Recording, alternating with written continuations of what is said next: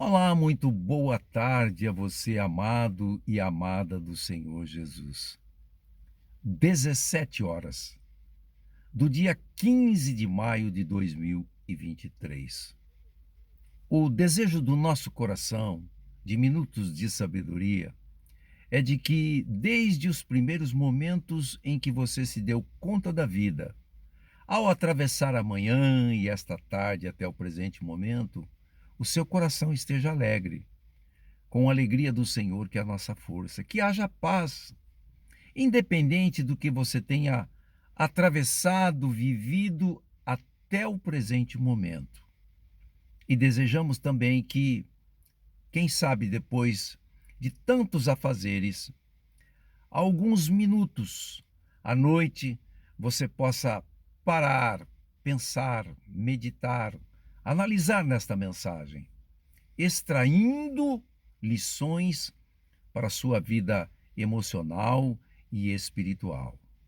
Além, claro, como sempre dizemos, da gratidão ao Senhor, porque Ele permitiu, por sua bondade e misericórdia, o fôlego de vida nesta caminhada terrena.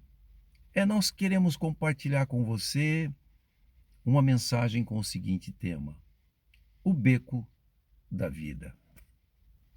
Ao fazermos uma caminhada, um voo sobre a palavra de Deus, vamos começar pelo capítulo 2 de Provérbios, aonde Salomão, nesse capítulo, fala da excelência da sabedoria. E no capítulo 2, ele chama a nossa atenção para que os nossos ouvidos estejam atentos para a sabedoria. E no verso 3, ele nos mostra que há uma ponte chamada se, quando ele diz: se clamarmos por conhecimento.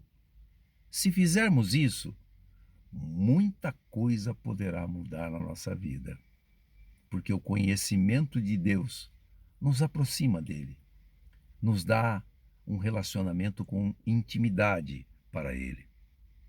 Caminhando em Provérbios 24, 3, ele explica que a inteligência é que vai ser o alicerce para que esta sabedoria ela seja firmada em nossa vida.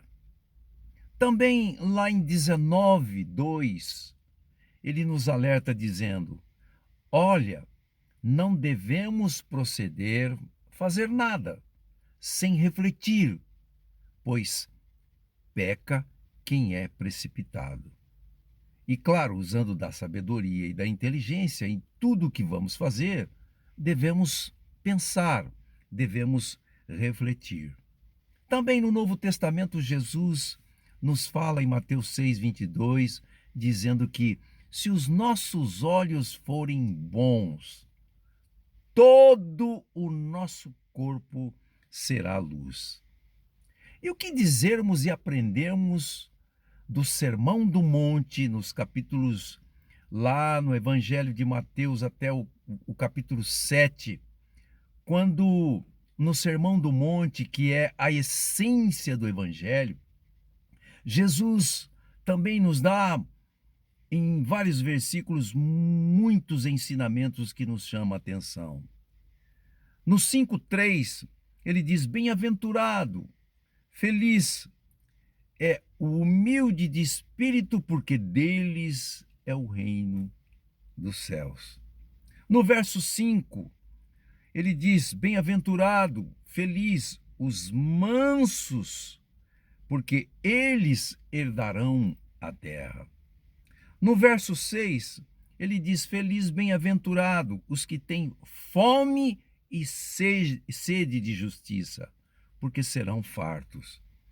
No 8, ele diz: feliz, bem-aventurado os limpos de coração, porque eles verão a Deus. No 9, feliz e bem-aventurados os pacificadores, porque eles serão chamados de filhos de Deus. O Sermão do Monte é um conjunto de ensinamentos principais que Jesus deu aos seus discípulos, consequentemente para nós também, que estamos caminhando na busca em sermos seus discípulos. Quem é abençoado por Deus? As atitudes do cristão, as preocupações da vida e as preocupações do reino, e o melhor alicerce para a vida. Todo este contexto está no Sermão do Monte. Caminhando nesta viagem sobre a palavra, vamos lá para Gálatas capítulo 5, quando fala das obras da carne.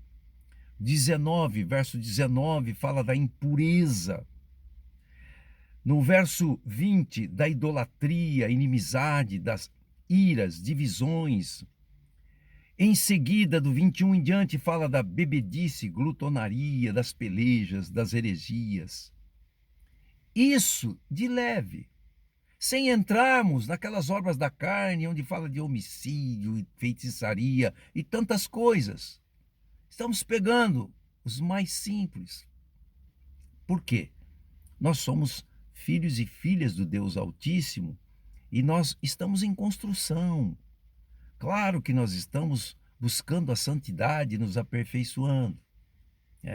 Lá no verso 22, fala do fruto do Espírito. O que é que tem o fruto do Espírito para que nosso coração, que é a fonte da vida, possa buscar? Onde ele afirma que paz, amor, paz e alegria, longanimidade, bondade, benignidade, fidelidade, mansidão e até o domínio próprio. Diante destas coisas mencionadas, continuando nesta viagem, Paulo em Efésios capítulo 5, verso 15, ele chama atenção para se olhar como estamos andando, não como nécios, mas como sábios. E nécios, a palavra nécios, o significado é assustador. Espero que você vá lá buscar a tradução desta palavra. Sábio, ou seja, andar como sábio. O salmista, no Salmo 90:12, ele diz: Senhor, ensina-me a contar o tempo, a remir o tempo, para que eu tenha um coração sábio. Exatamente como aí Paulo está dizendo, como devemos andar. Quando vamos nesta viagem para Daniel capítulo 12, verso 4, Daniel revela que no final dos tempos a ciência se multiplicaria e ela já se multiplicou. Hoje é possível você aprender o beabá, o arrozinho com feijão, sobre a ciência, sobre o nosso cérebro humano, sobre a nossa mente humana, sobre o nosso corpo, sobre a nossa alma. Hoje está muito fácil, através da internet, a gente aprender tudo sobre o nosso corpo. Como é que funciona o nosso cérebro? Como que ele se conduz ou nos conduz, o nosso corpo, pelo seu funcionamento.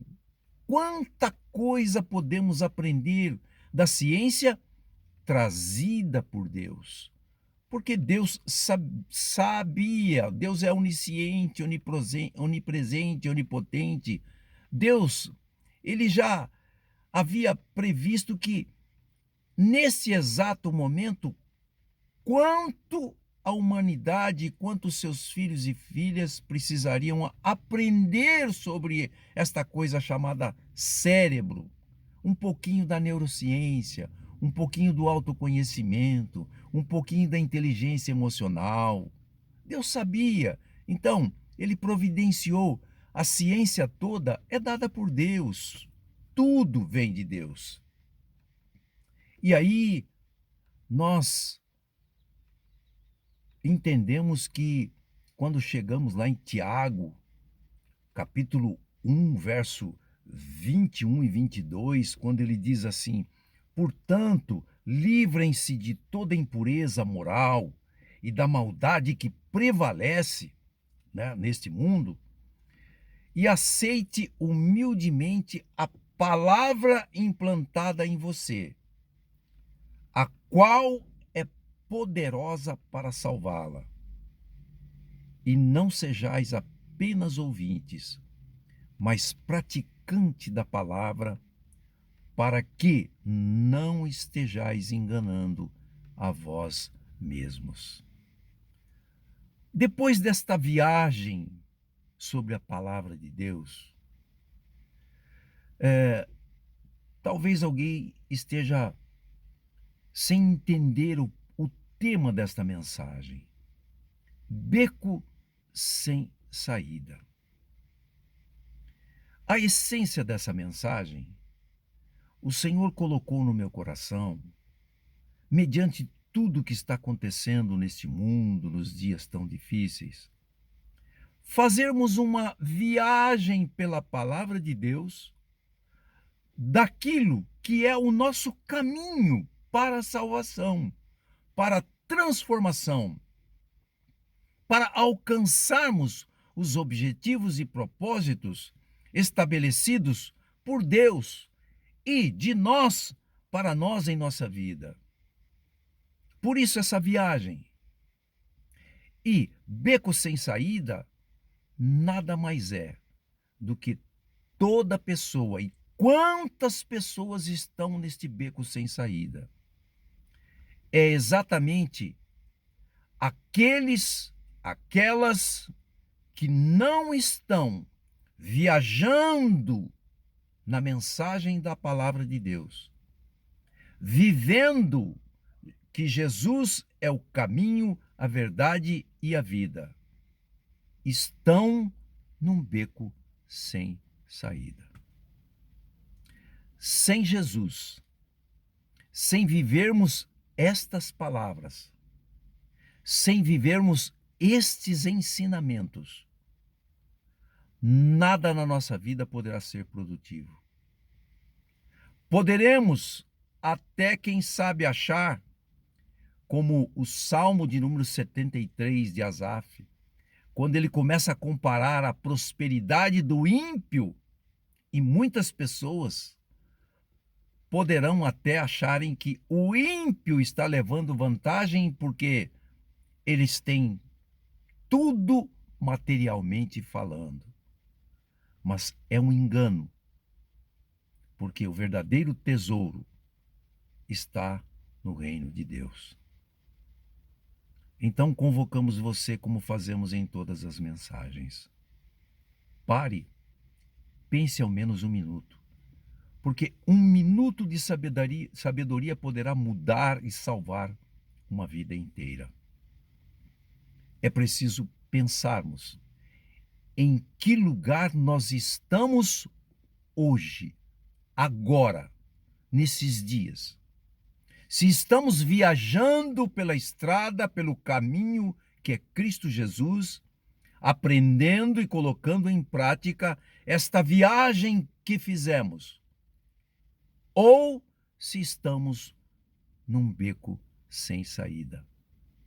Aparentemente, talvez fartos de alguma coisa que buscamos e encontramos, mas se não estivermos firmados na rocha, a qualquer momento poderemos sermos surpreendidos por aquilo que existe num beco sem saída. E quem sabe, poderá ser tarde demais. Que Deus abençoe você, que o Espírito Santo possa trazer uma reflexão, iluminar o seu espírito, a sua mente, na essência dessa mensagem, viajando como fizemos por estas palavras, por esses versículos da palavra de Deus, que nos traz vida e não nos deixa num beco sem saída. Que Deus abençoe você, rica e poderosamente, iluminado pelo Espírito Santo de Deus, iluminada pelo Espírito Santo de Deus. E quem sabe, ajudando pessoas a saírem, não viverem o beco sem saída. Deus abençoe, em nome de Jesus.